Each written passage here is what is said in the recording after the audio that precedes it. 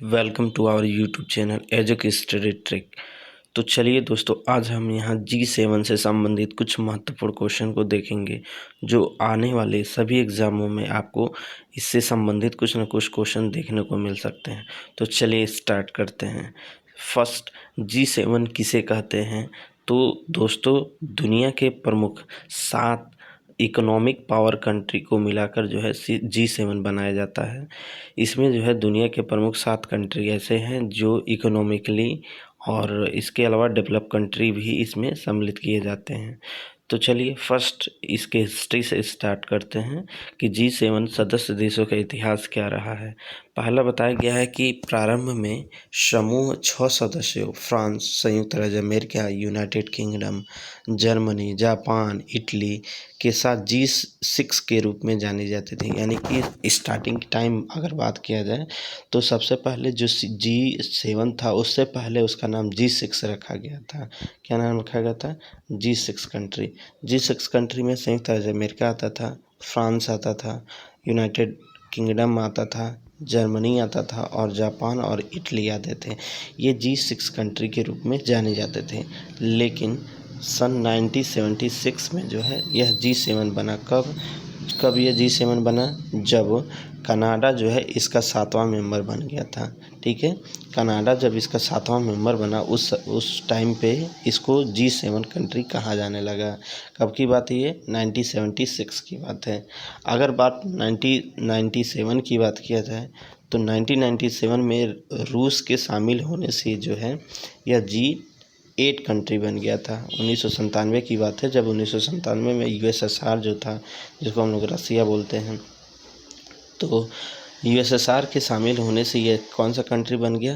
G8 country बन गया था। ठीक है, चूँकि यहाँ USSR नहीं कहेंगे क्योंकि 1997 से पहले ही जो USSR था वो टूट चुका था। ठीक है, तो यहाँ रूस ही कहना उचित है। तो 1997 में रूस के शामिल होने से ये जो है G8 के रूप में जाना जाने लगा। लेकिन सन 2014 में जो है रूस को इससे अलग कर दिया गया। क्यों? क्योंकि यूक्रेन के क्रीमिया अतिक्रमण के कारण सन 2014 में, जैसे 2022 में रूस ने जो है यूक्रेन पे आक्रमण कर दिया है, उसी तरह सन 2014 में जो है रूस ने जो है यूक्रेन के क्रीमिया वाले जो भाग हैं उस पर आक्रमण कर दिया था। इस कारण से जो है 2014 में जो अपना G8 कंट्री जिसको हम लोग बोलते थे उस G8 से इसको बाहर निकाल दिया गया और पुनः ये जो है G7 कंट्री कहा जाने लगा। ठीक है, चलिए यूरोपीय संघ की बात किया जाए अगर तो सन 1977 में जो है यूरोपीय संघ G7 में भाग लेता आ रहा है। यानी कि 1977 से जो G7 है उसमें यूरोपीय संघ एक मेंबर के तौर पे क्या कर रहा है? पार्टिसिपेट करता है।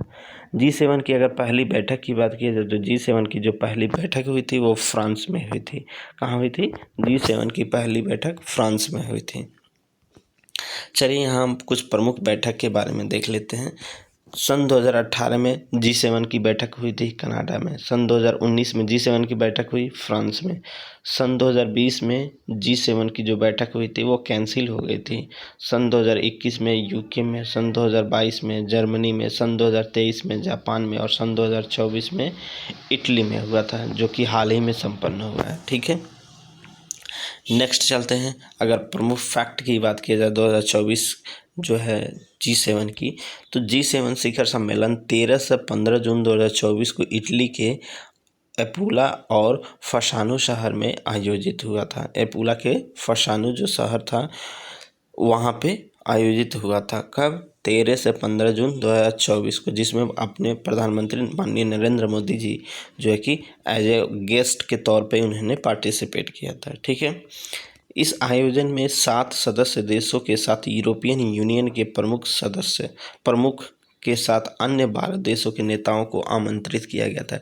देखिए इसमें क्या था कि जो प्रमुख 7 कंट्री थे वो तो पार्टिसिपेट किए ही थे, लेकिन इसके अलावा जो यूरोपियन यूनियन था वो भी पार्टिसिपेट किया था। उसके जो प्रमुख थे उनके अलावा 12 अन्य देशों को भी आमंत्रित इसमें किया गया था। ठीक है, यानी कि अगर ऐसे काउंट किया जाए तो 12, 8, 20 टोटल कंट्री के प्रमुख जो है इसमें पार्टिसिपेट किए थे। ठीक है, चलिए नेक्स्ट देखते हैं। इसके अलावा इसमें क्या था कि 5 अंतर्राष्ट्रीय संगठनों के प्रतिनिधियों को भी आमंत्रित किया गया था। इसमें अफ्रीकी विकास बैंक था, अंतर्राष्ट्रीय मुद्रा कोष था, संयुक्त राष्ट्र संघ था, वर्ल्ड बैंक था और आर्थिक सहयोग एवं विकास संगठन भी था। ठीक है, यानी कि 20 तो ये हो गए, 7 आपके G7 country member, 1 European union के हेड और 12 जो गेस्ट कंट्री थे, आमंत्रित कंट्री थे, उनको आमंत्रित किया गया। इसके अलावा दुनिया के 5 प्रमुख अंतर्राष्ट्रीय संगठनों के प्रतिनिधि जो थे उनको भी आमंत्रित किया गया था, जिसमें कौन कौन से संगठन थे? अफ्रीकी विकास बैंक था, अंतर्राष्ट्रीय मुद्रा कोष IMF था, यूनाइटेड नेशन था, वर्ल्ड बैंक था और आर्थिक सहयोग एवं विकास संगठन था। तो इन सभी संगठनों के जो हेड थे उनको भी इनवाइट किया गया था। ठीक है, चलिए नेक्स्ट देखते हैं। ये कौन से नंबर का अगर बात किया जाए तो था अपना जो G7 समिट हुआ था इटली में।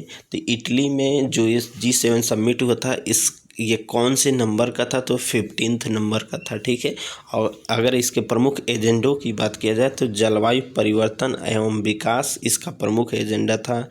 गाजा युद्ध विराम भी इसका प्रमुख एजेंडा था। यूक्रेन के विरुद्ध रूस का आक्रामक रुख और हिंद प्रशांत और आर्थिक सुरक्षा था। ठीक है, अगर प्रमुख एजेंडे की बात की जाए G7 की तो जलवायु परिवर्तन एवं विकास, गाजा में युद्ध विराम, यूक्रेन के विरुद्ध रूस का आक्रामक रुख और हिंद प्रशांत और आर्थिक सुरक्षा, हिंद प्रशांत क्षेत्र की आर्थिक सुरक्षा जो है इसके प्रमुख एजेंडे में शामिल थे। यानी कि ये जो प्रमुख पॉइंट थे, इन पॉइंटों पर क्या किया गया था? चर्चा किया गया था। तो इसी के साथ चलिए दोस्तों, इस वीडियो को लाइक करिए, सब्सक्राइब करिए और अपने दोस्तों के साथ शेयर करिए। धन्यवाद।